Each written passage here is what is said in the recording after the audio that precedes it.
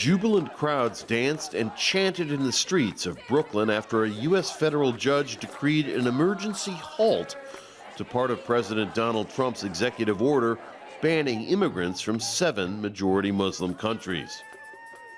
The judge ruled that sending back refugees and other immigrants with valid visas would cause irreparable harm.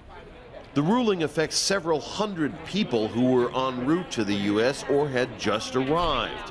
We are people, we are not the government. We are not doing nothing. If the government does something wrong with this government, we are not responsible, American and Iranian. What they can do? Why I have to be punished for somebody else's problem? Trump abruptly ordered on Friday that most people from Iran, Iraq, Libya, Somalia, Yemen, Syria, and Sudan would not be allowed to enter the country. It's not a Muslim ban, but we're totally prepared. It's working out very nicely.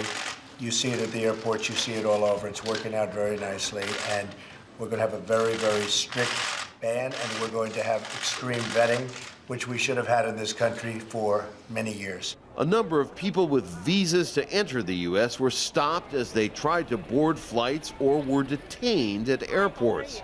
As word of these developments spread, crowds of protesters gathered at New York's Kennedy Airport, as well as airports in Washington, Boston, San Francisco, Los Angeles, and other cities. Civil rights attorneys leaped into action. Lawyers for the American Civil Liberties Union petitioned the Brooklyn judge to hear arguments on an emergency basis, and she quickly ruled in their favor. The message is simple. I mean, this is completely un-American. This is an unlawful order, and it is making our communities much more at risk and not safer. Trump had portrayed his executive order as an anti-terrorism measure, saying the U.S. needed extreme vetting of migrants from selected majority Muslim countries. The total ban is supposed to remain in effect for several months. He also ordered that when refugees were eventually allowed to enter the U.S. once more, preference would be given to religious minorities, meaning Christians. We don't want any ban, and we don't want any wall. We don't want a fascist USA. This is not like Germany, Hitler, Nazi times. This is not anymore. This is 2017. Trump's order caused an immediate uproar, not only in the U.S., but abroad.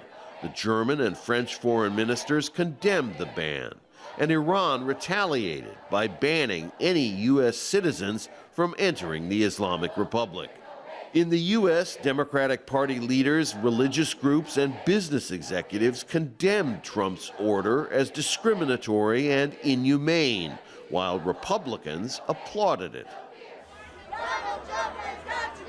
But it was the immediate, spontaneous, and widespread protests that were most likely to put Trump on notice that large numbers of Americans believe he's leading their country in the wrong direction.